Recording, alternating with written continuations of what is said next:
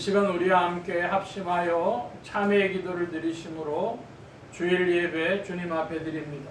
기도합니다.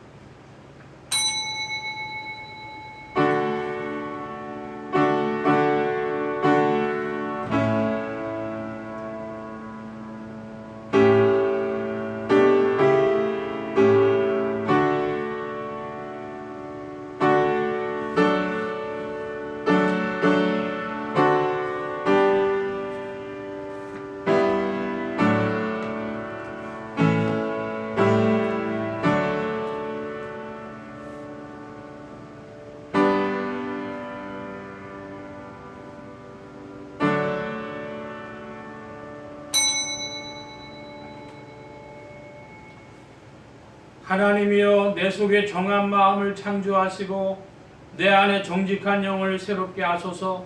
주의 구원의 즐거움을 내게 회복시키시고 자원하는 심령을 주사 나를 붙드소서.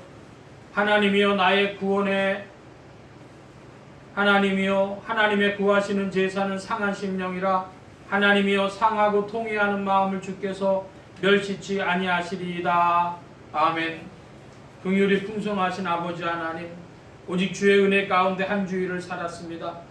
주의 크신 능력으로 저희를 보호하여 주셔서 살았고 그 많은 사랑 가운데 살았습니다. 은혜를 받을 만한 자 되지 못하나 은혜 베풀어 주셨으며, 먼 길로 갈 때에 주께서 기다려 주셨고 또 주 앞에 다시 나올 수밖에 없도록 인도해 주셨으며, 교만하려 할 때에도 겸손하게 하셨으며 주님의 은혜 가운데 이끌어 주셨음을 감사하옵나이다. 하오나 저희는 주님 앞에 감사하지만은 감사는 순간이요 원망과 불평에 살고, 은혜에 감사하며 기쁜 마음은 있사오나 잠깐이요 은혜를 저버리고 잊어버리고 전혀 은혜 받지 못한 자인 것처럼 불만과 불평에 살아가는 저희들 불쌍히 여겨주시기를 기도하옵나이다.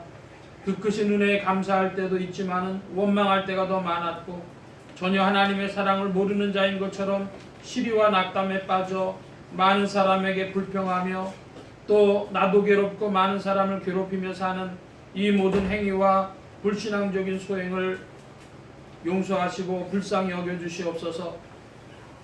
하나님 아버지, 은혜를 모르는 자를 불쌍히 여기시며 은혜를 배반한 자를 용서하여 주옵소서. 주께서는 많은 것으로 저희에게 주셨지만 보답도 없고, 저희는 용서를 받았으나 남을 용서할 줄 모르며 많은 것을 넘치도록 받고도 더 갖고자 하는 욕심 때문에 하나님 앞에 욕 돌리며 스스로 괴로워하며 그릇되게 행하고 불신앙적으로 살아가는 이 모든 행위를 주님 용서하여 주시기를 기도하옵나이다. 하나님 일을 하라고 물질을 주셨지만 물질의 노예가 되기도 하며, 주님의 영광을 위하여 살라고 주님께서 기대하시고 건강을 주셨지만 그 건강을 향락의 기회로 삼는 모든 불신앙과 은혜를 배반한 행위를 용서하여 주시고 십자가의 보혈로 속량하시며 그 크고 놀라운 능력으로 오늘 다시 새롭게 하여 주시옵소서. 감사할 줄 알고 은혜에 보답할 줄도 알며 감사로 모든 원망과 불평을 이길 수 있는 하나님의 사람들 되게 하여 주시옵소서. 지금은 하나님과 나만이 아는 죄를 생각하며 묵묵히 참회의 기도를 계속합니다.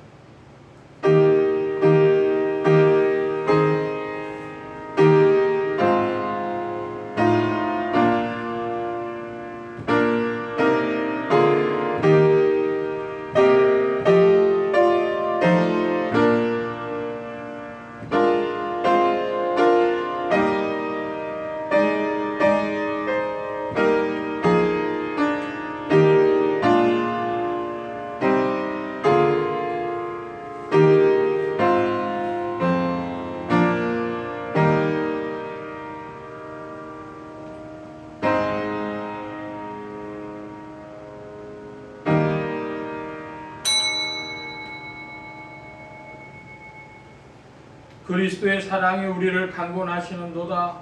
우리가 생각컨대 한 사람이 모든 사람을 대신하여 죽었은즉 모든 사람이 죽은 것이라. 저가 모든 사람을 대신하여 죽으심은 산자로 하여금 다시는 저희 자신을 위하여 살지 않고 오직 저희를 대신하여 죽었다가 다시 사신 자를 위하여 살게 하려 함이니라. 그러므로 주 예수 그리스도 안에 있는 자에게 결코 정죄함이 없느니라. 아멘. 기립하셔서 57장 찬송합니다.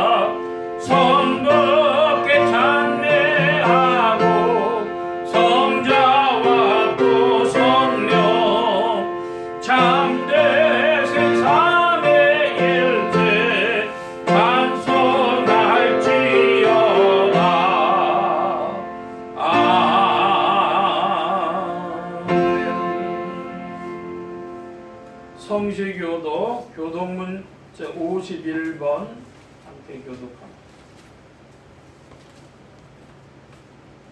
교동문 51번. 믿음은 바라는 것들의 실상이요 보지 못하는 것들의 증거니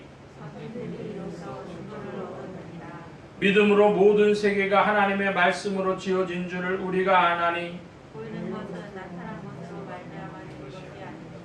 믿음으로 아벨은 가인보다 더 나은 제사를 하나님께 드림으로 의로운 자라 하시는 증거를 얻었으니 하나님이 그를 예물에 대하여 증거하시니라.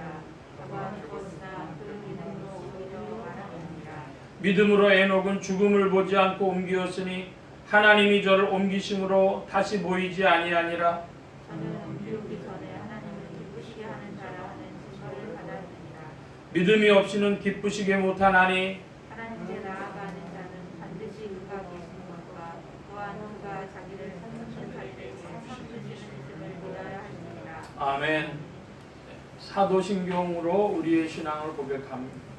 전능하사 천지를 만드신 하나님 아버지를 내가 믿사오며 그 외아들 우리 주 예수 그리스도를 믿사오니 이는 성령으로 잉태하사 동정녀 마리아에게 나으시고 본디오 빌라도에게 고난을 받으사 십자가에 못 박혀 죽으시고 장사한 지 사흘 만에 죽은 자 가운데서 다시 살아나시며 하늘에 오르사 전능하신 하나님 우편에 앉아 계시다가 저리로서 산자와 죽은 자를 심판하러 오시리라. 성령을 믿사오며 거룩한 공회와 성도가 서로 교통하는 것과 죄를 사해 주시는 것과 몸이 다시 사는 것과 영원히 사는 것을 믿사옵나이다. 아멘. 작성하시겠습니다. 50장 찬송합니다. 50장.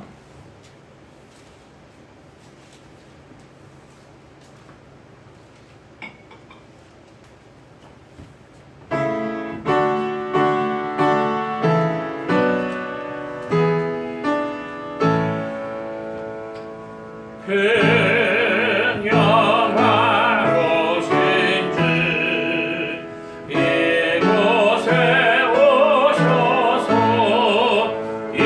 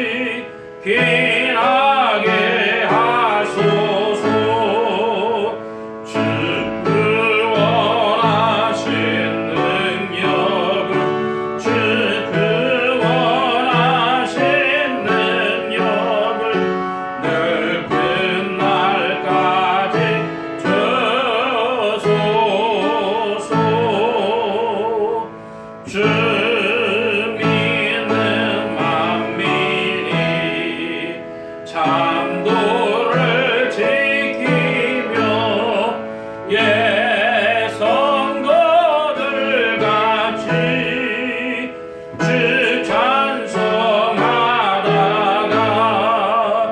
저 천국 보좌 앞에서 저 천국 보좌 앞에서 늘 찬송하게 하소서. 아멘.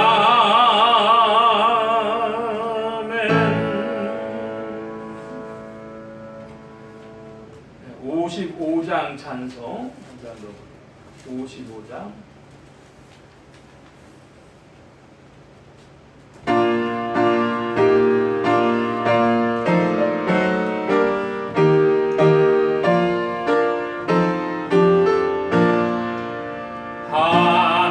하나님의 크신 사랑 하늘로서 내리사 우리 맘에 항상 계셔 온전하게 합소서.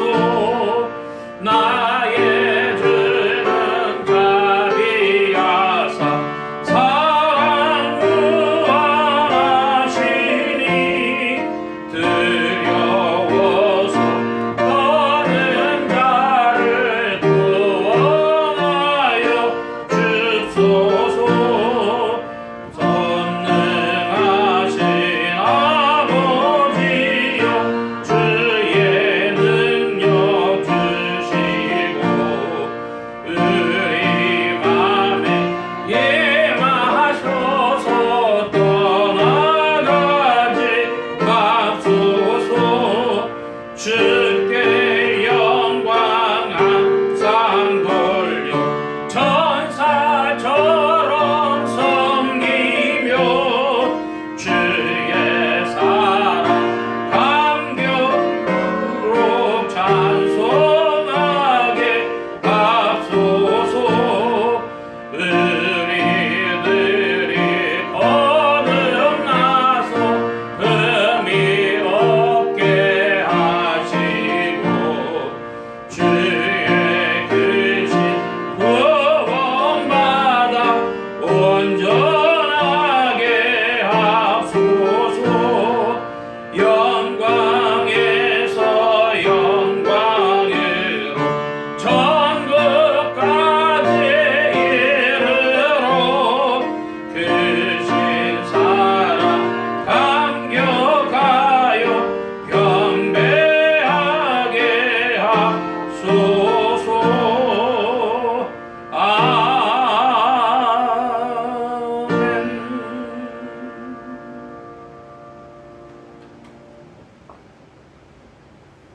이 시간 우리 함께 합심하여 기도합니다. 주보 맨 뒤에 기도의 공동체란을 보아주시기를 바랍니다.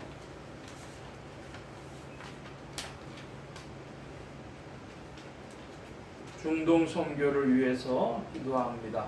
세계 선교를 위해 기도하는 중에 중동 지역 아랍에미레이트, 오만, 예멘, 쿠웨이트 이런 나라들을 위해서 이곳에 수고하시는 선교사님들에게 성령으로도 역사하셔서 선교의 문을 열어주시도록 나라의 평화와 안정과 성장이 있도록 합심하여 기도합니다. 지역 복음화를 위해 기도하는 중에 서울 중북부 지역 중 종로구, 성북구, 상계동 지역 교회들이 복음 전하며 영혼들 추수하도록 예수소망교회 이 지역을 붙여주시도록 예수소망교회 성도들의 신앙 성장과 합심 기도 제목을 위해서 오늘 셋째 주가 되어져서요. 구역과 셀의 권속들 이름 기억하시는 대로 이름 부르며 합심하여 기도하시기 바랍니다. 부족한 종을 위해 기도해 주시기 바랍니다. 성령의 통치 아래 영육간의 강건함과 말씀의 충만함을 얻도록 모든 성대와 발송기관에 복을 주셔서 힘있게 유익하게 주의 말씀 증거할 수 있도록 우리 함께 합심하여 기도합니다. 각자 기도하시겠습니다.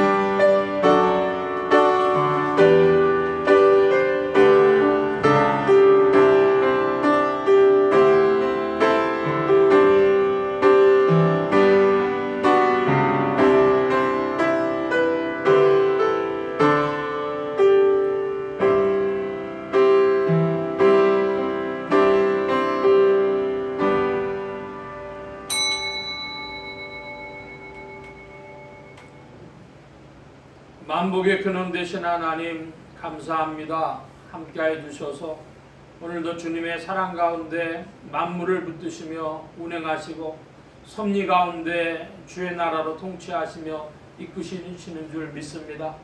홀로 영광 받으실 주께서 주장하여 주시고 인도하여 주셔서 더욱 주님의 나라의 일들로 기뻐하는 심령들 되게 하시고 하나님 나라의 일하심을 보고 힘을 얻고 주와 함께 전진하는 일꾼들이 되게 하여 주옵소서.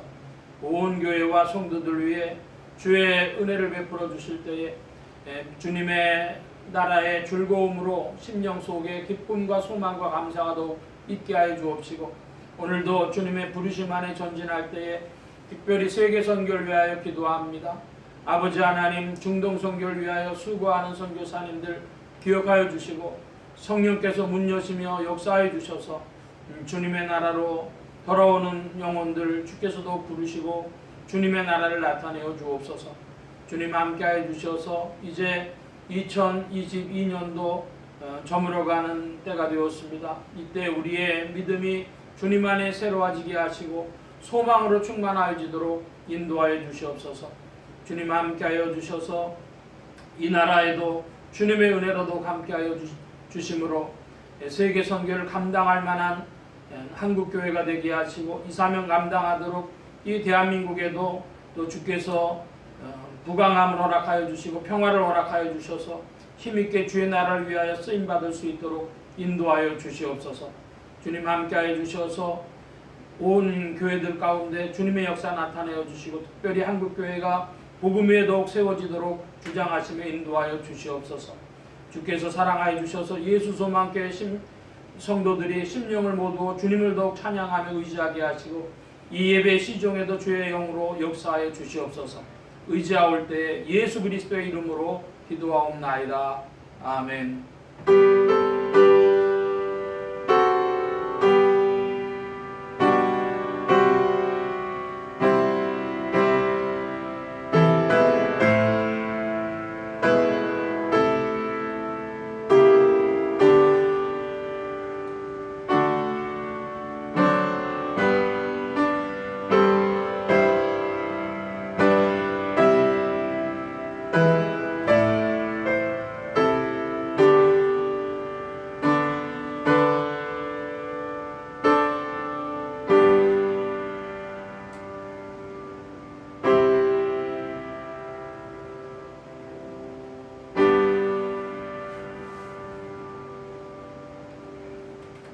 오늘 우리에게 주신 하나님의 말씀 요한복음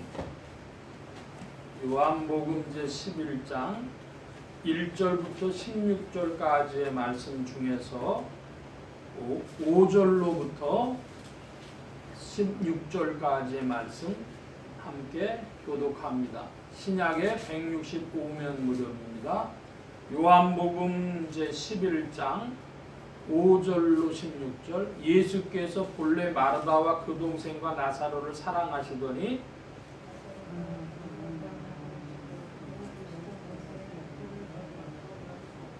그 후에 제자들에게 이르시되 유대로 다시 가자 하시니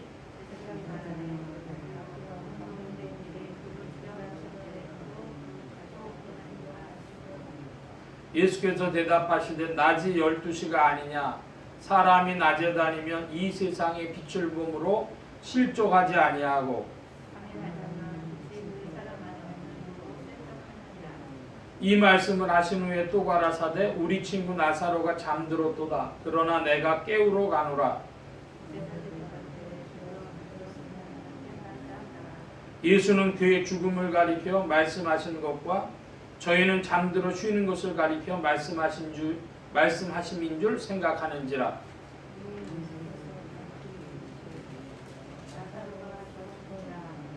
내가 거기 있지 아니한 것을 너희를 위하여 기뻐하노니 이는 너희로 믿게 하려 함이라. 그러나 그에게로 가자 하신대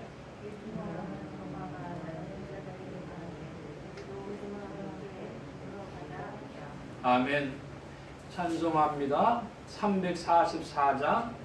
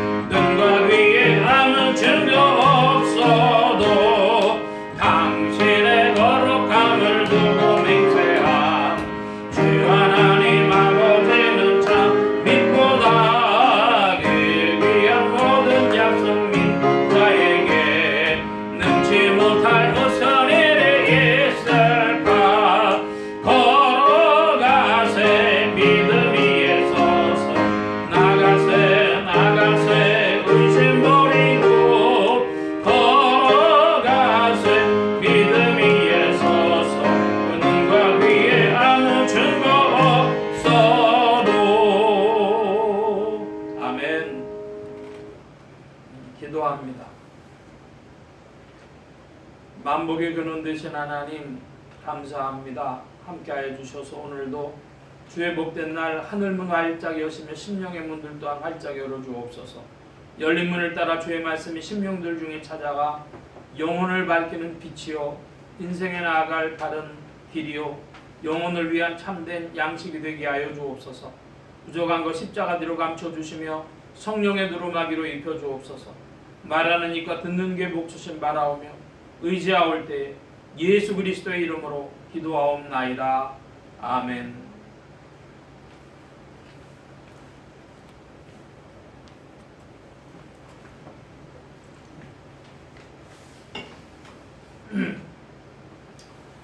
할렐루야. 그리스도의 풍성하신 은혜와 사랑이 여러분 심령과 생활 중에 두루 왕성히 운행하시기를 바랍니다. 오늘은 요한복음 11장 1절로 16절, 특별히 5절로 16절의 말씀을 가지고 인간의 죽음과 영혼의 잠듦이라 하는 제목으로 말씀을 나누고자 합니다. 하나님의 권능으로 죽음에서 부활하신 예수 그리스도는 죄와 죽음과 저주 가운데 있는 인생들에게 의와 생명과 복의 근원이 되셨습니다. 이 예수 그리스도를 세상의 구주요 나의 주님이요 만유의 주제로 마음에 모시어 영접하는 자에게 성령님께서 내주동행 역사하셔서 그리스도를 섬기며 따르며 순종하는 자들에게 의와 생명과 축복이 실제가 되게 하십니다. 이 예수 그리스도는 하나님의 영광을 나타내는 분이셨고 최후의 심판을 집행하실 분이시며 그리스도의 영이신 성령 하나님은 그 최후의 심판 때에서 인생으로 대답할 말이 있게 하시는 분이십니다. 유대인은 이런 예수 그리스도가 누구신지 몰랐으며 믿지 않았으며 거절했으며 핍박했습니다. 오늘 말씀의 중점입니다. 지난주에는 4절까지의 말씀을 살펴보았고 특별히 하나님의 영광에 대해서 좀 살펴보았습니다. 어떤 여선생님이 한 분 있었습니다. 1970년대니까 지금부터 한 50년 가까이 전 이야기인데요. 30살 먹은 여선생님이 계셨는데 중학교 선생님이셨는데 아버지가 30 먹도록 시집 안 가고 뭐 하냐고 하도 구박을 합니다. 그래서 이제 선을 보게 됐는데 그 나온 남자가 랑 맞선을 받습니다. 커피를 마시고 그래서 그 다음에 짜장면 먹으러 가자, 중국집 가자 그래서 짜장면 먹고 일어나는데 남자가 참 말이 없는 사람이 별로 말이 없고 그런 사람인데 사람은 좋은 것 같아요. 근데 이제 짜장면 다 먹고 났더니 그러면은 가보겠다고 살펴가시라고 이렇게 이야기를 하는 거예요. 그 남자가 이렇게 돌아서려고 그러는데 그분이 옷소매를 잡았습니다. 그 남자 옷소매를 잡고 저기요 저를 구원해 주시면 충성하겠습니다. 그랬다는 거예요. 그랬더니 그 남자가 쳐다보더니 웃더랍니다.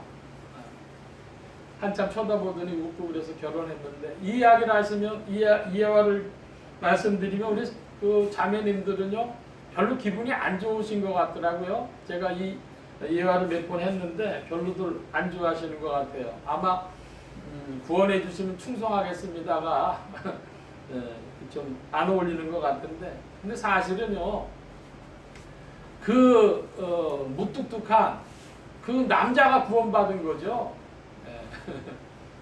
그러니까 그 결혼해서 이제 그 아버지 구박에서부터 구원받은 자매도 있지만은 그 무뚝뚝한 남자 별로 장가갈 것 같지 않은 남자도요 그분 때문에 구원받은 거죠. 제가 이 말씀 왜 드리냐 우리가 복음 그럽니다.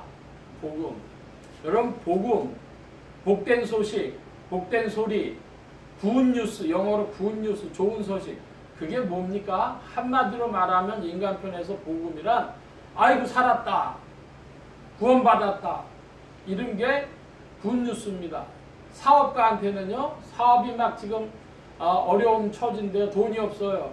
은행에 대출 신청을 했는데요, 대출이 승낙됐습니다. 그러면 그 굿뉴스고요. 아유, 물건 팔아야 되는데 수출 계약이 됐습니다. 아이고 살았다, 그 굿뉴스입니다. 병자한테는요, 아이고 완치됐습니다, 수술이 잘 됐습니다. 그게 굿뉴스죠. 또 시험 본 학생한테는 합격했습니다. 그게 굿뉴스죠. 좋은 소식입니다. 여러분, 그런데 인간 편에서는 복음이 살았다, 구원받았다. 그런데 사실은요, 성경에서 복음은요, 먼저 하나님의 복음이에요. 하나님, 우리 인간식으로 표현해 보겠습니다. 하나님도 아이고 이제 살았다. 그게 뭡니까? 하나님이 하나님 되심이 완전히 드러난 거. 아이고 이제 내가 숨 좀 쉬겠다, 살겠다. 복음은 인간의 복음 되지만은 먼저 하나님의 복음이 돼야 됩니다. 하나님의 복음이 뭡니까? 하나님이 창조주의심이 인정받고, 구속주의심이 인정받고, 심판주의심이 인정받는 자리, 그 자리가 하나님이 하나님 되시는 자리고 하나님의 복음입니다. 하나님의 복음이 나타나는 거기에 인간이 살았다 하는 자리가 또 있는 것입니다. 서로 하나님이 살았다, 숨 좀 쉬겠다 하실 때 사람도 아이고 이제 살았구나 하는 진짜 복음의 자리가 나타나는 것입니다. 여러분, 그것에 관한 이야기가 오늘 말씀에 이제 드러나 있습니다. 여기 6절의 말씀에 보면 나사로가 병들었다 함을 들으시고 그 계셨던 곳에 이틀을 더 유하시고 그랬습니다.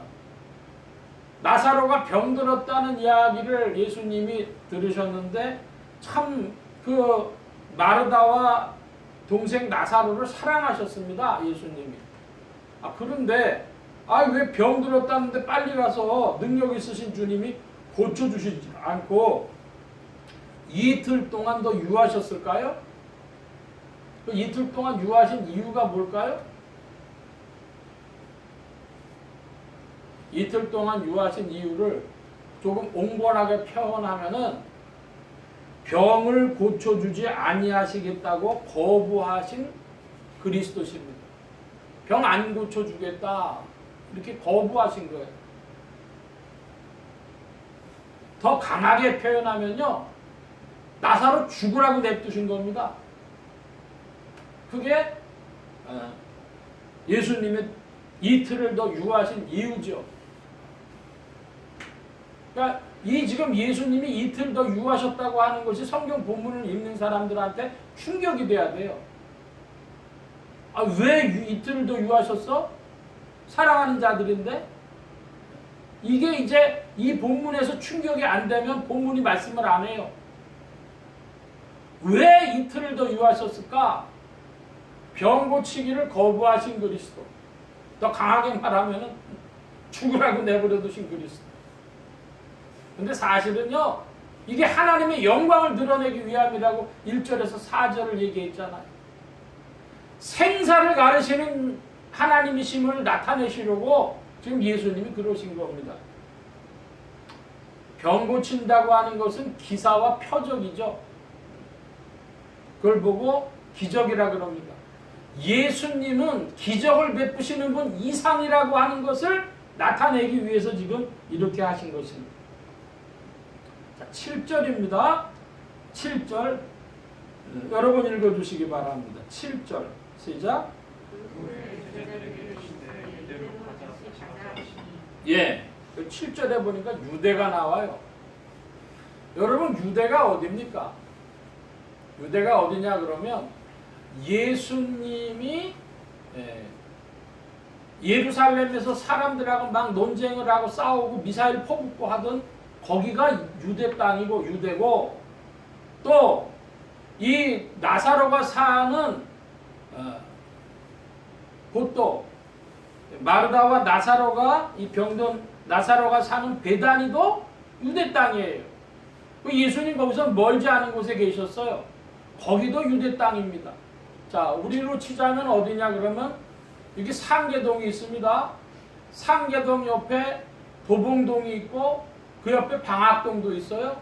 여기 다 한 차로 가면은요 10몇 분 거리 안에 다 가는 길입니다.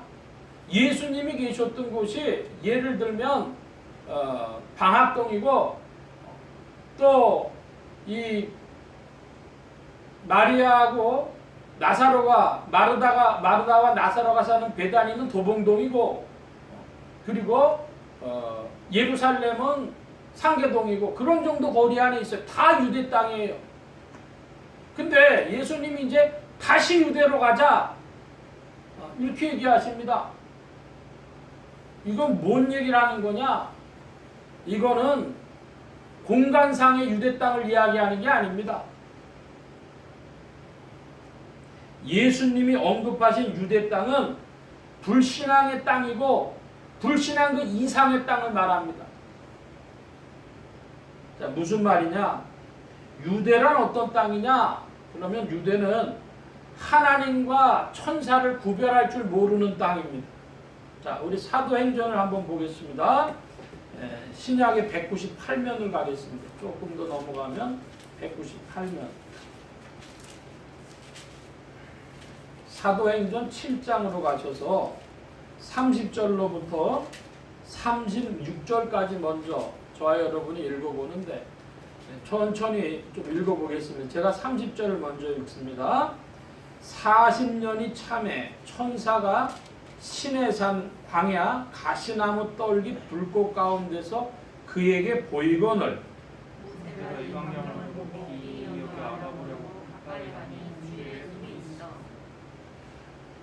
나는 내 조상의 하나님 즉 아브라함과 이삭과 야곱의 하나님이로라 하신데 모세가 무서워 감히 알아보지 못하더라.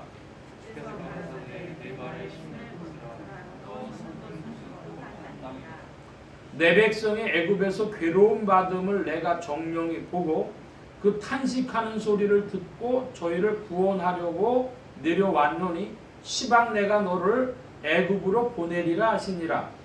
저희 말이 누가 너를 하나님과 재판장으로 세웠느냐 하며 거절하던 그 모세를 하나님은 가시떨기 가운데서 보이던 천사의 손을 의탁하여 바람과 승냥하는 자로 보내셨으니 36절 함께 봅니다. 이 사람이 백성을 인도하여 나오게 하고 애굽과 홍해와 광야에서 40년간 기사와 표적을 행하였느니라. 자, 여러분 이것은 출애굽기 3장을 배경으로 하고 있는데요. 출애굽기 3장에서는 호렙산이라고 표현하고 있어요. 그런데 이 사도행전 7장에서 스데반은요 시내산이라고 계속 말하고 있습니다. 그다 이유가 있어요. 뭐와 같은 거냐 그러면요, 우리 한국으로 치자면 여기 북한산하고 도봉산하고 이렇게 이어져 있어요. 그 비슷한 상황입니다. 그런데 그 시내산을 강조하는 건 또 다른 의미죠. 여기 시내산에서 무슨 일이 있었죠? 모세가 율법을 받습니다. 그렇죠? 그러니까 이 지금 시내산인데 출애굽기 3장의 말씀 볼 때에 천사가 나타났다고 스데반은 이야기를 하는 거예요. 천사가 나타났다. 30절에 또 뭐라고 얘기하고 있습니까? 35절의 말씀에 보면 모세를 하나님은 가시나무 떨기 가운데서 보이던 천사의 손을 의탁하여 보내셨다 그래요. 계속해서 천사 얘기를 자꾸 하는 거예요. 36절에 이 사람이 40년간 기사와 표적을 행했다 그럽니다. 여러분 지금 이게 무슨 얘기를 하는 거냐? 복음의 밝은 빛을 받은 사람은 하나님과 천사를 예민하게 구별합니다. 하나님과 천사를 예민하게 구별한다. 천사는 뭐예요? 천사는 이 3차원의 시공간에 나타나는 기적이란 말입니다. 타는데 타지 않는 떨기나무. 이상한 형상을 벌였단 말이에요. 그 천사의 손을 의탁해서 모세를 보내니까 모세가 뭘 나타냈어요? 기사와 표적을 나타냈어요. 이거 하나님이 함께 하신 것이 아니라 천사로 말미암아 기적 보여준 것이다. 이런 말씀입니다. 복음신앙은 하나님과 천사를 예민하게 구별한다. 이겁니다. 그러니까 이 유대 땅, 유대 사람들은 뭐만 알았냐면요, 기적신앙, 표적신앙이었어요. 그러니까 이 사람들은 하나님과 천사를 잘 구별할 줄 몰라요. 유대 사람들, 유대 땅 사람들은. 기사와 표적, 합해서 기적 이렇게 부르는데, 사실은 이 종교적 기독교, 기복적 기독교가 오늘날의 유대 땅입니다.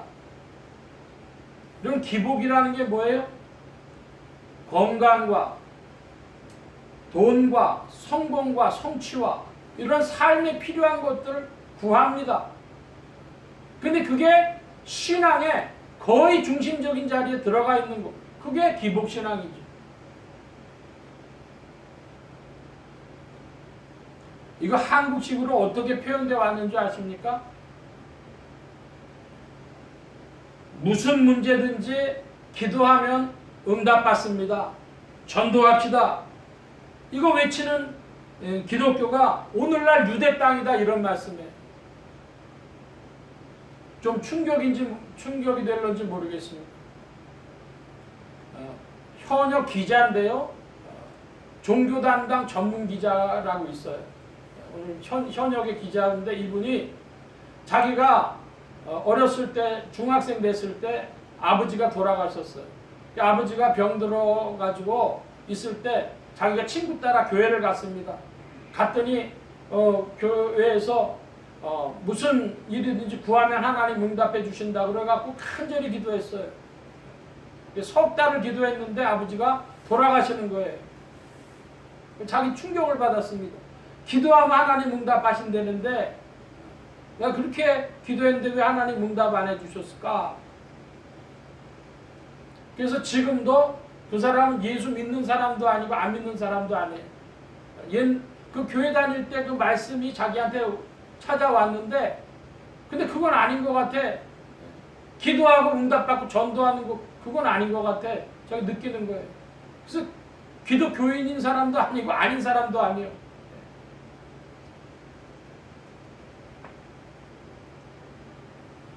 오늘날 신사도 운동과 믿음의 말씀, 번영신학 이런 것이 오늘날의 유대 땅이고 가짜입니다.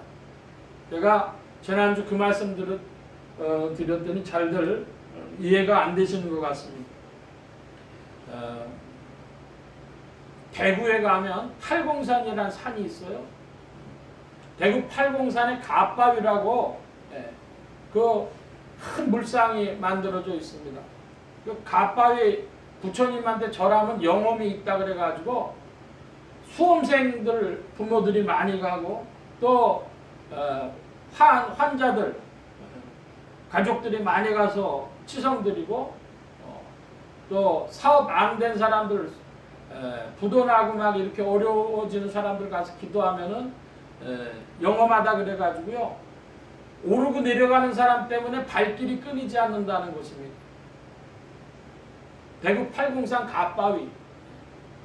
거기 가면 치성 드리면 응답받는다. 그걸 기독교식으로 표현하면 뭐냐? 그게 천사신앙이에요. 천사신앙. 기적신앙, 기복신앙, 천사신앙, 그럼 다른 말로 얘기하면 갓바위신앙, 그게 다 우상숭배하는 겁니다. 불교를 하시는 분들은 갓바위 가가지고 기도해서 응답받았는데 뭘 그렇게 나쁘다고 하는 거냐? 우리의 입장에서 기독교의 입장에서 복음의 입장에서 보면 그게 우상숭배하는 거예요. 그게 천사신앙입니다. 신사도 운동, 믿음의 말씀 운동, 무슨 번영신학, 그게 다 천사신앙이다 이런 말씀입니다. 좀 나간 김에 더 나가서 좀 말씀드려보면, 여러분 예수 천당 불신지옥, 이게 한국교회가 주로 외쳐오던 거나 마찬가지인데, 여러분 그 말이 좀 강하게 표현하면 그게 가짜입니다. 그게 왜 가짜야? 두 가지로 말씀드리는데요. 하나는 성경에 천당이란 말이 없어요. 우리말 성경에, 우리 개역 한글판 성경 봤는데 거기 천당이란 말 자체가 없습니다. 두 번째, 불신지옥 해가지고 전도하자 그러는데, 그 전도에 대해서는요 조금 있다가 최후의 심판 문제 때에 말씀드리겠습니다. 전도는 생명이 아닙니다. 상급 문제입니다. 그래서 이 하나님과 천사에 대해서 예민하게 구별하는 그게 복음인데요. 거기에 복음이 있는데, 하나님이 하나님 되시게 하는데 복음이 있는 것인데, 그럼 우리는 복을 받아야 될 사람들인데, 여러분 우리가 건강하지 않고 살 수 있어요? 돈 없이 살 수 있어요? 우리의 삶 속에서 형통함이 없이 살 수 있어요? 아니요. 우린 복받아야 살아요. 문제는 어떤 것이 복받는 길이냐 이것이죠. 우리 욥기 한번 살펴보십시다. 구약의 782면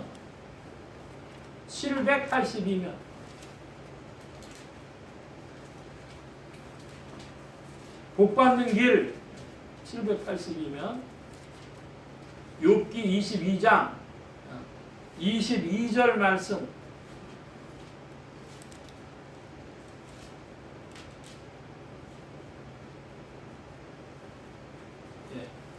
찾으셨으면 욥기로 가셔서 어떻게 하면은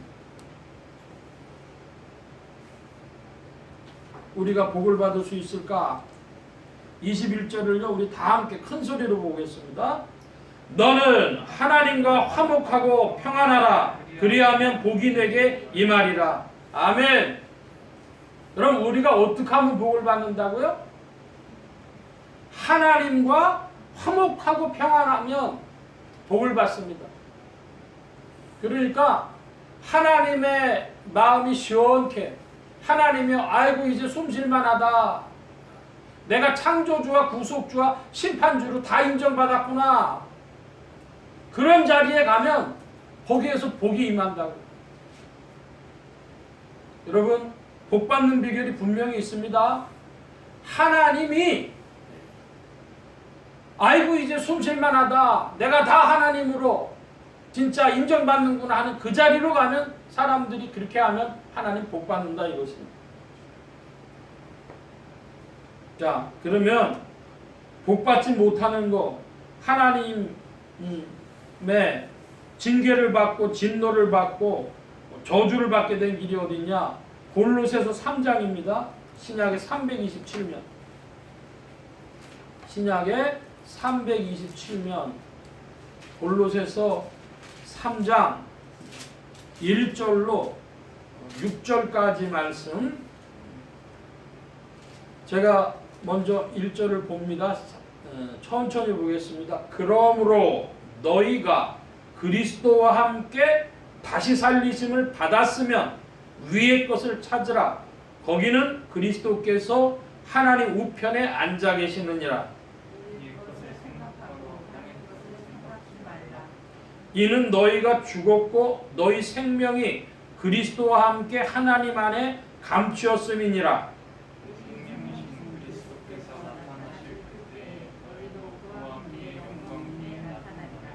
그러므로 땅에 있는 지체를 죽이라. 곧 음란과 부정과 사욕과 악한 정욕과 탐심이니 탐심은 우상 숭배니라. 예. 자, 절 좀 봐주시기 바랍니다. 예수 그리스도를 믿었으면 뭘 찾아야 돼요? 위의 것을 찾아야 돼요. 그리고요, 땅의 것은 생각지 말고 땅의 것을, 땅에 있는 지체는 어떻게 해야 됩니까? 죽여야 됩니다. 근데 이 땅에 있는 지체를 죽이지 않으면 뭐가 임합니까?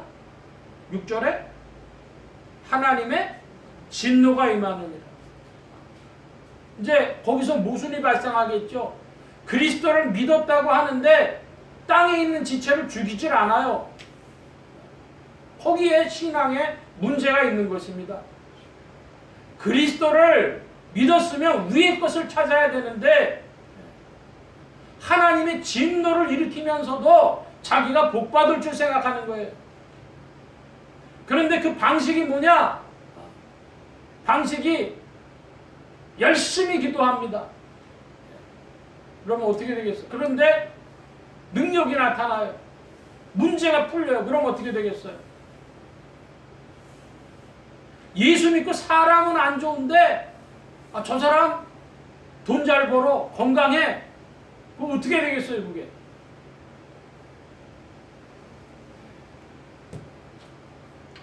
다시 요한복음 말씀으로 가보면 그 제자들이 8절 이하의 말씀에 보면은 제자들이 말합니다.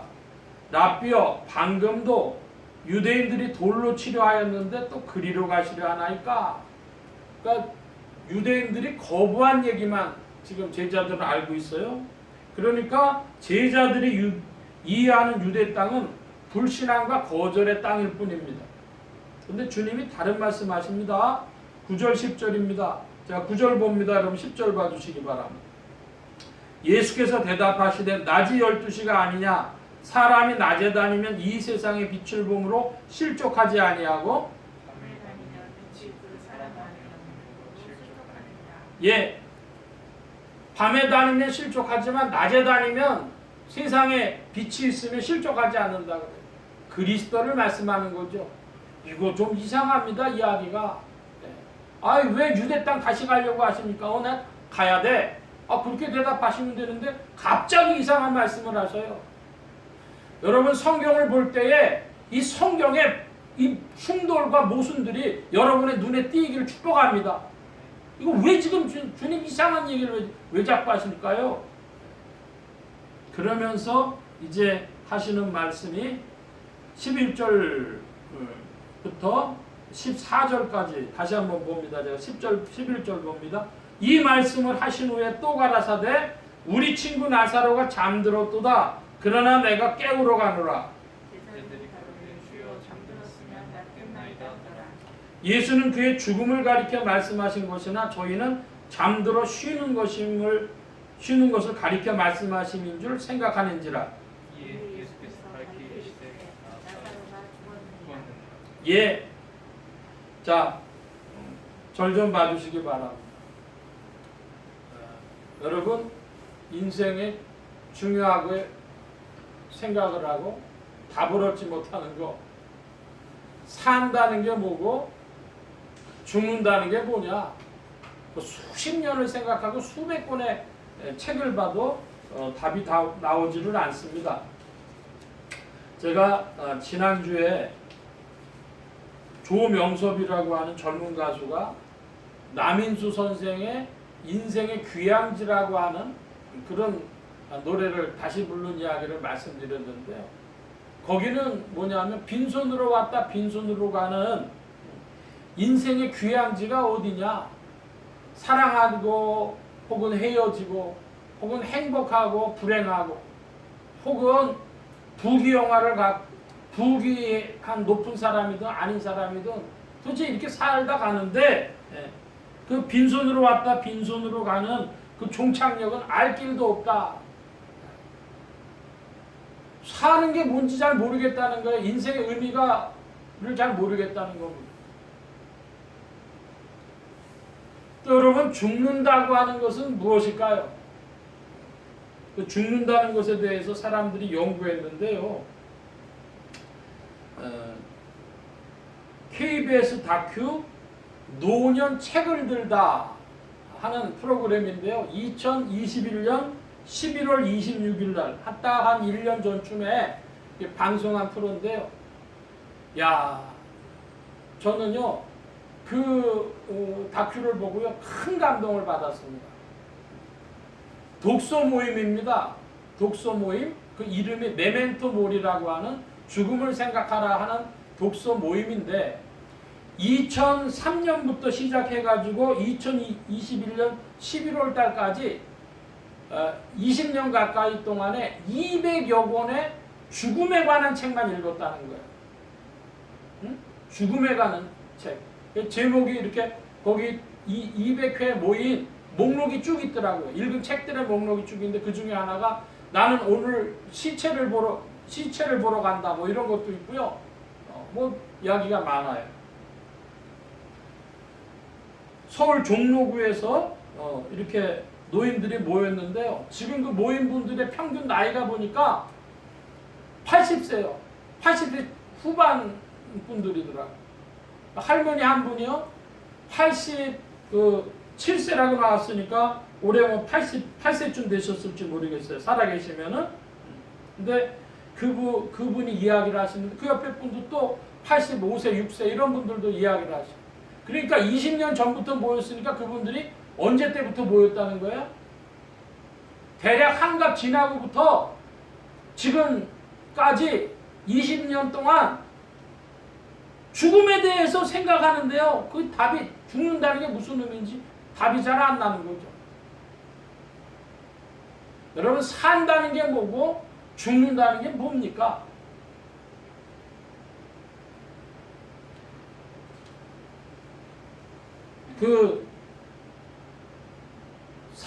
산다는 것이 허무하다. 의미가 없다. 그런데 그 삶을, 인생을, 무의미한 인생을 유의미하게 바꿔주는 것이 무엇이라고요? 지난주 살폈습니다. 하나님의 심판, 최후의 심판만이 인생을 유의미하게 만드는 것입니다. 그리고 삶을 유의미하게 하는 그 최후의 심판의 질문들이 우리의 삶을 빛나게 하고 소망 있게 합니다.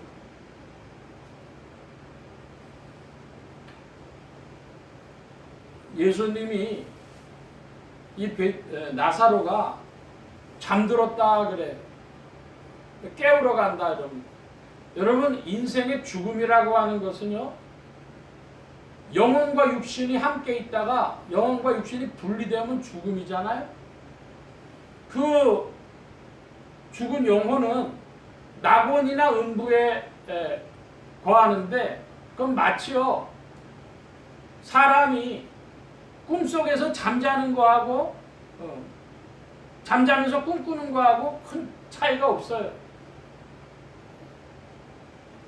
꿈 같은 거라고 얘기할 수 있습니다. 근데 사람이 죽으면 낙원과 음부로 나눠지는데 언제까지 그러냐? 주님 최후 심판하실 때까지 낙원과 음부에 가 있는 거예요. 성경에서 몇 가지 정보를 주고 있는데요. 이걸 그리스도의 품 안이라 이렇게도 그리스도 안이라고도 표현하고 아브라함의 품 안이라고도 표현하고 있습니다. 낙원을 그렇게 표현하고 있어요. 근데 음부는 뭐라고 표현하느냐? 음부는요 괴로운 곳인 모양이에요. 그래가지고 부자와 나사로의 비유 중에 그 죽은 부자가 아주 목이 말라가지고 그 물 한 방울이라도 찍어서 나한테 좀 줬으면 좋겠습니다. 뭐 그런 비유의 표현을 하고 있어요. 여러분 그러나 음부와 낙원과 음부와 낙원 그것은 최종적인 게 아닙니다.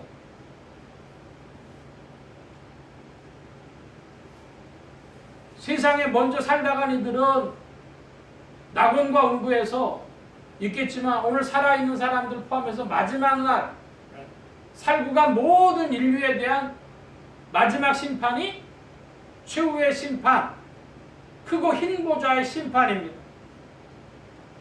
문제는 이 크고 흰 보좌의 심판에서 주님이 던지실 질문입니다. 이 질문은, 최후의 심판에서 던지는 질문은 교회 다니고 예수 믿었다는 사람들에게도 던져지는 질문입니다. 불신자들에게 던지는 질문이 아니라 예수 믿었다고 하는 사람들에게도 던져지는 질문이다. 이것입니다. 5가지 질문인데요. 이게 오늘 말씀의 핵심과 같습니다.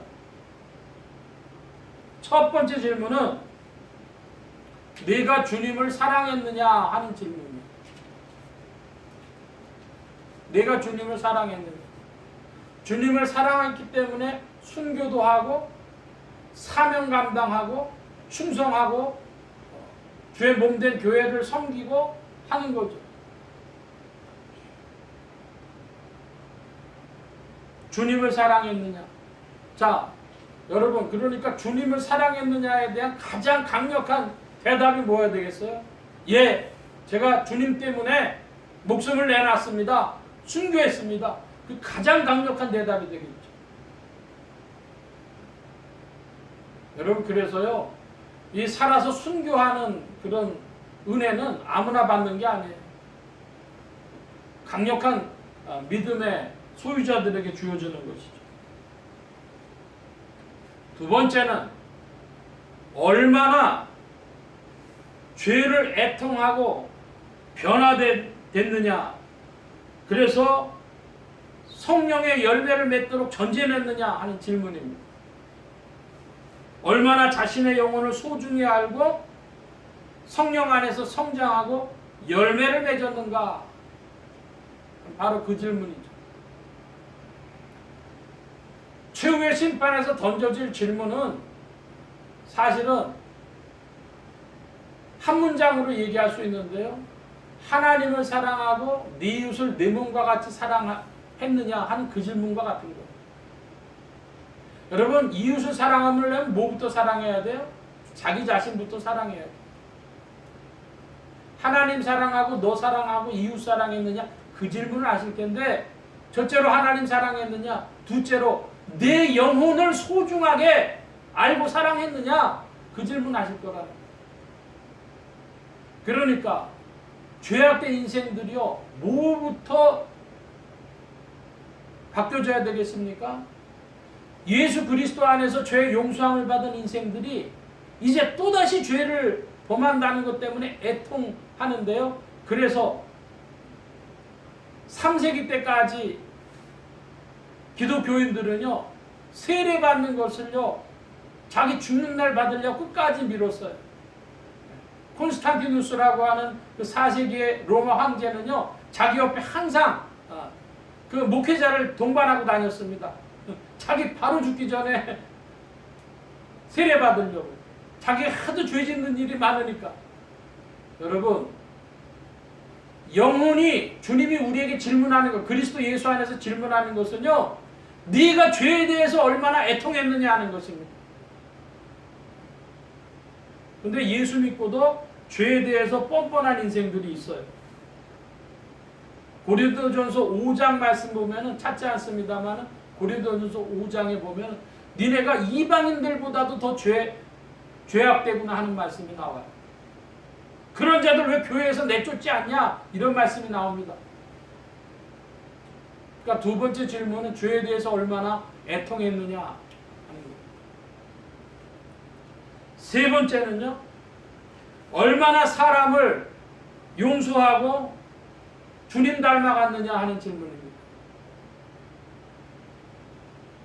여러분, 용서가 인생에서 제일 어려운 공과에 속합니다. 가장 난이도가 높은 그런 수업이요, 용서에 관한 겁니다. 마태복음 18장에 보면 주님이요, 1만 달란트 빚진 자를 용서해 주셨어요. 왕이 1만 달란트 빚진 자를 용서해 줬는데 1만 달란트를 계산하면은요 6천만 데나리온 정도 된다 그럽니다. 한 데나리온이 노동자의 일일 품삯이니까는요 대략 오늘날로 아주 작게 봐도 10만 원은 되는 돈이죠. 자, 그런데 이 1만 달란트 용서받은 자가 나가가지고 자기한테 100데나리온 빚진 자를 잡았어요. 만났는데 그 멱살을 잡아가지고요 1,000만 원 자기한테 빚진 자, 굉장히 현실적인 그런 액수입니다. 100데나리온 빚진 자의 멱살을 잡아가지고 감옥에 갖다 집어넣었어요.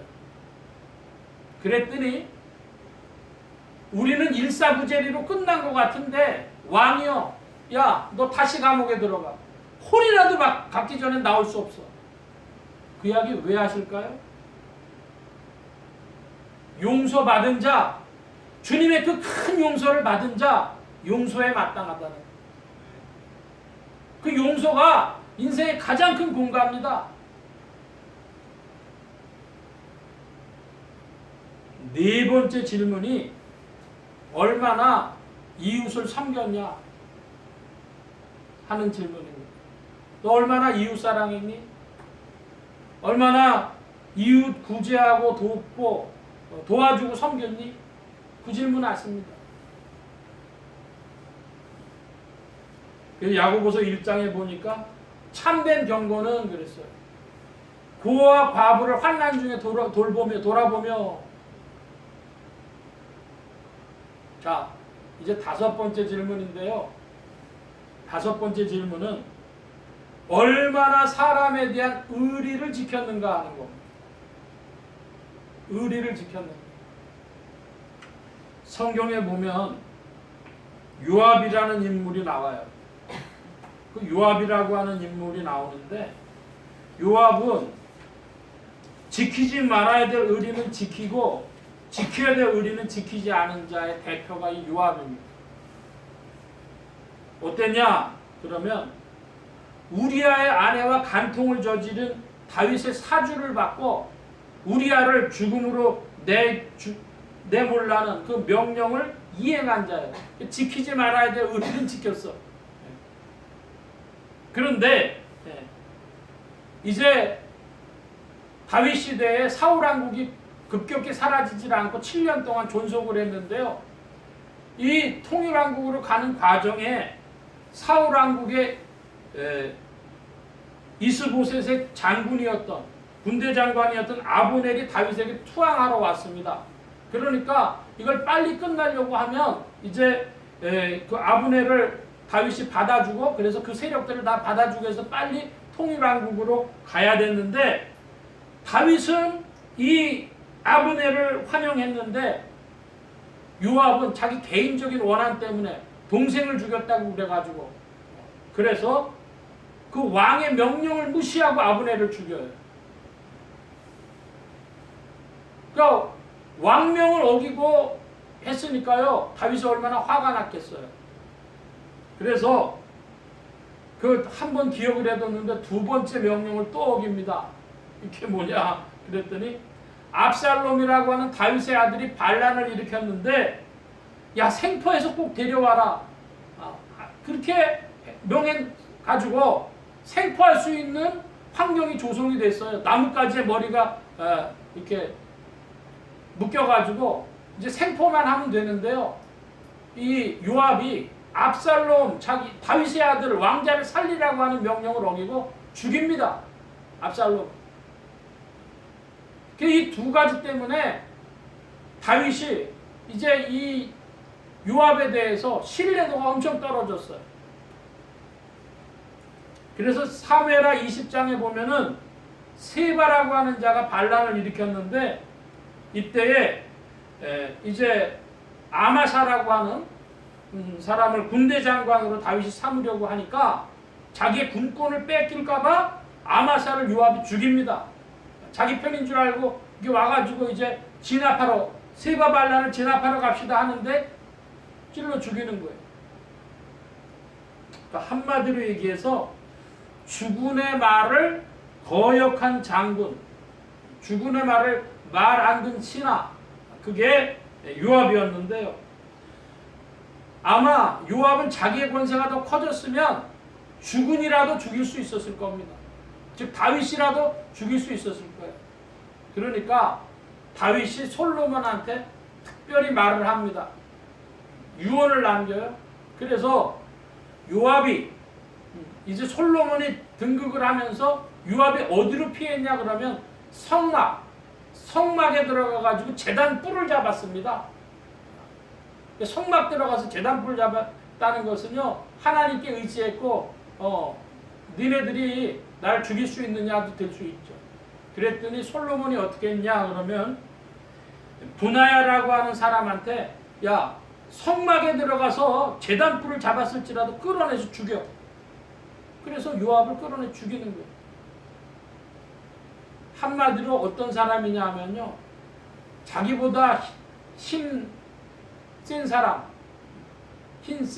센 사람 있을 때는 인정을 해주다가요, 그런 사람들은 자기보다 힘이 약해지면 그 사람 배신하고 무시할 수도 있는 자예요.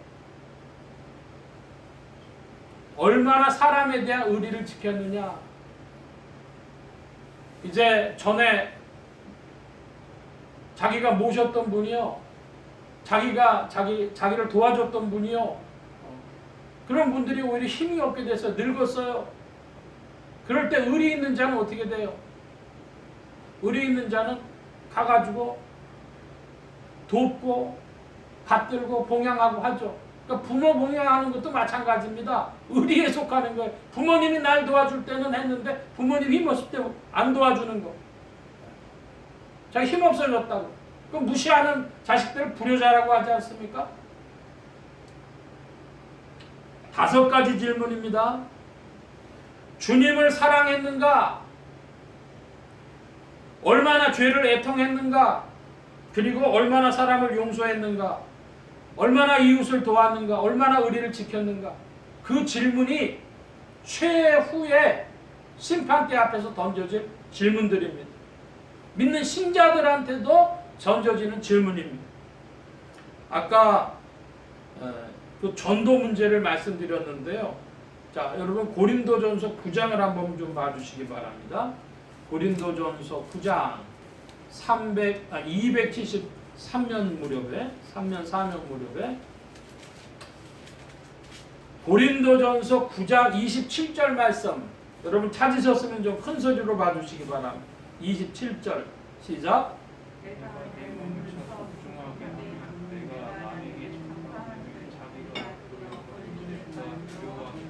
예, 자, 내가 남에게 전파한 후에 전도했어도 뭐 할 수 있어요? 버림받을 수 있어요. 자, 그러니까 전도한 것은 생명 문제가 아니에요. 상급 문제지. 여러분 지금 생명 문제 말씀드렸어요. 생명 문제는 5가지란 말입니다. 하나님 사랑했느냐, 자기 죄를 애통했느냐, 용서했느냐, 이웃 사랑했느냐, 의리 지켰냐, 그 5가지란 말입니다. 여러분 그 질문에 답할 수 있으면 어떻게 됩니까? 삶이요, 빛나고 기쁨이 있습니다. 자, 여러분 내가 오늘 주님 사랑으로 살면 오늘이 천국인 줄 믿습니다.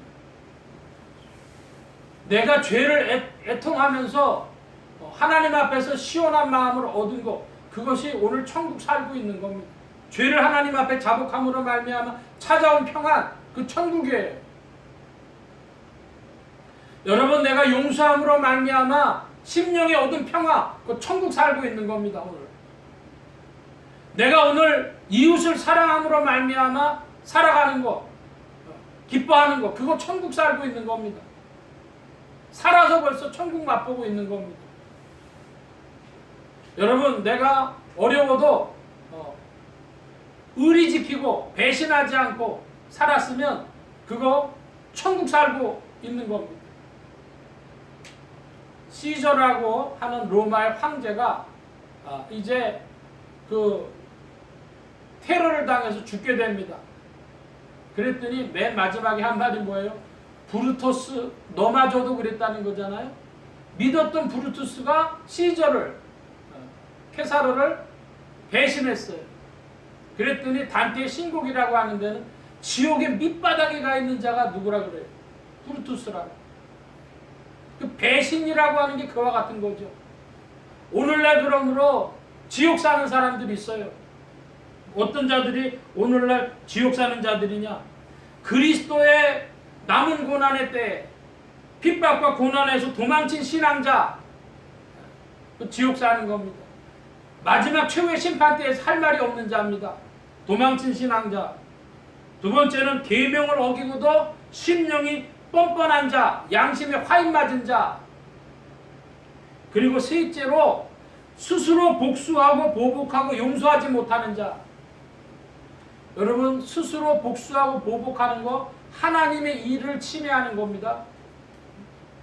그러니까 중국 문화 위태스러워요. 중국에서는요, 우리는 성경은 용을 아주 제일 나쁜 거로 보는데 중국은 용을 높여요. 그리고요, 복수 문화예요. 원수를 꼭 갚아야 된다, 이겁니다. 그리고요, 돈을 좋아해요. 뭐 하면요, 돈을 막 태워요. 그걸로 제사거리 대신하는 거예요. 넷째로 이웃을 섬기지 못한 이기주의자, 저밖에 모르는 자. 그리고 다섯 번째, 배신자. 그게 영생에 못 갈 자들, 영벌로 들어갈 자들이에요. 그러므로 성령은 최후의 심판대의 질문에 답하게 하시는 분이요, 우리를 생명으로, 영생으로 이끄시는 분입니다.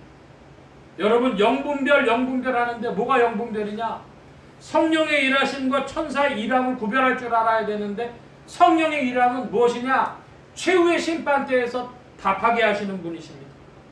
여러분, 한번 따라 하십시다. 성령은 최후의 심판에서 답을 하게 하시는 분이시다. 그게 성령이 하시는 일입니다. 자, 오늘 말씀이 길어졌습니다. 말씀 정리하고 마치려고 합니다. 예수님 믿고 구원받았다 하는 말은 이제 우리가 사죄의 은총을 받고 새로운 생활에, 새 생명의 기회를 얻고 성령을 받았다는 말씀입니다. 성령을 따라서 새 생활하는 여러분들 되어주시는 줄 믿습니다. 성령님은 최후의 심판대에서 우리가 그 질문에 답하게 하시는 분이십니다. 그러므로 성령님과 함께 오늘도 천국 생활하는 여러분들 되시길 축원합니다. 성령이 우리를 최후의 심판대에서 답하게 하십니다. 기도합니다.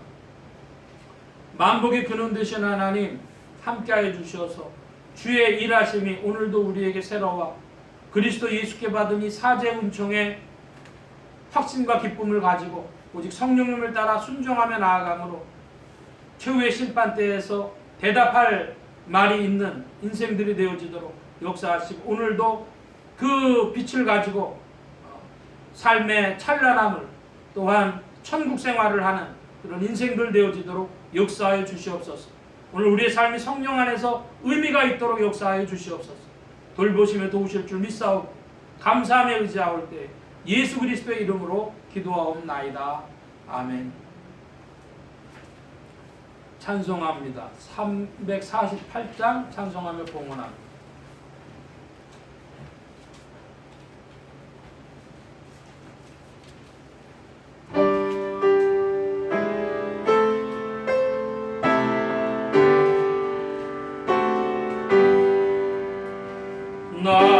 나의 생명 드리리 주여 받아 주소서. 세상 살아갈 동안 찬송하게 하소서.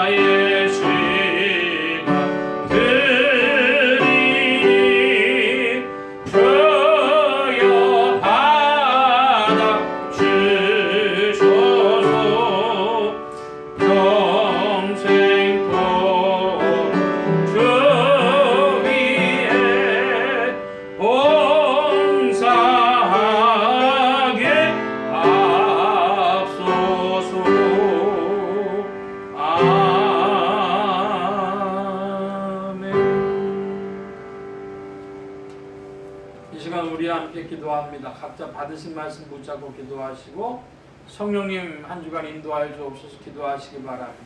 소원 기도의 제목이 있으신 분들, 아픈 곳 있으신 분들 가슴에 손 얹고 기도하시기 바랍니다. 말씀 받은 영혼들 위해 주의 손길 나타내 주신 줄 믿습니다. 각자 기도합니다.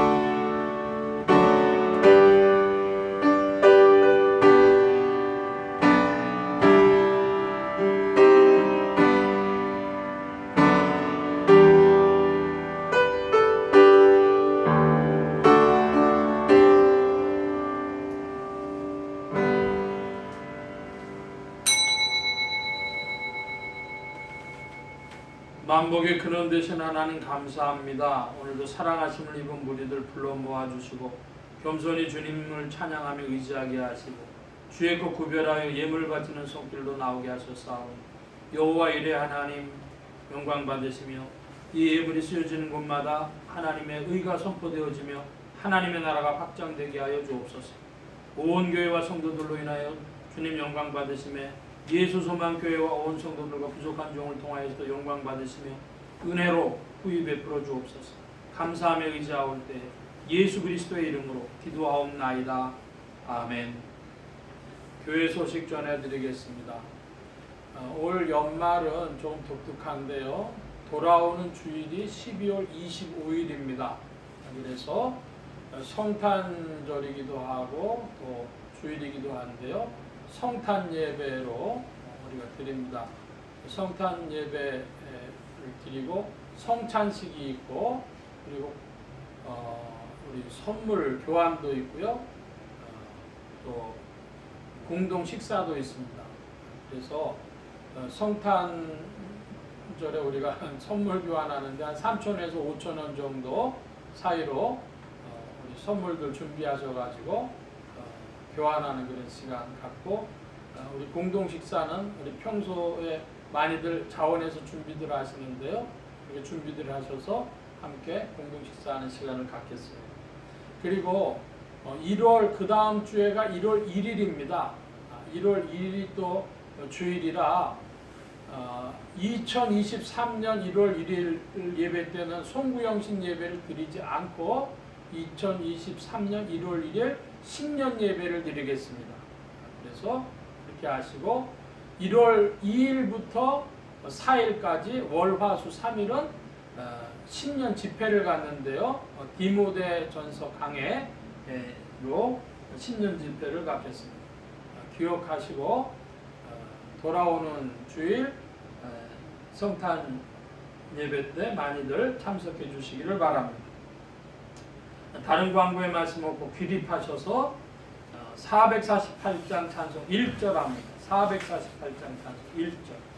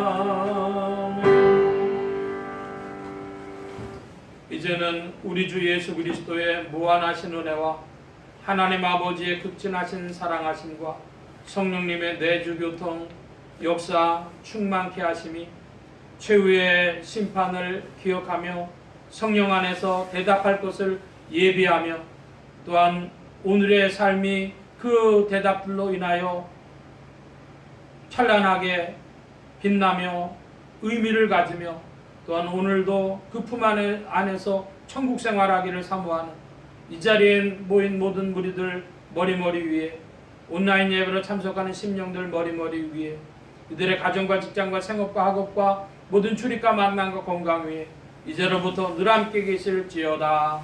아멘.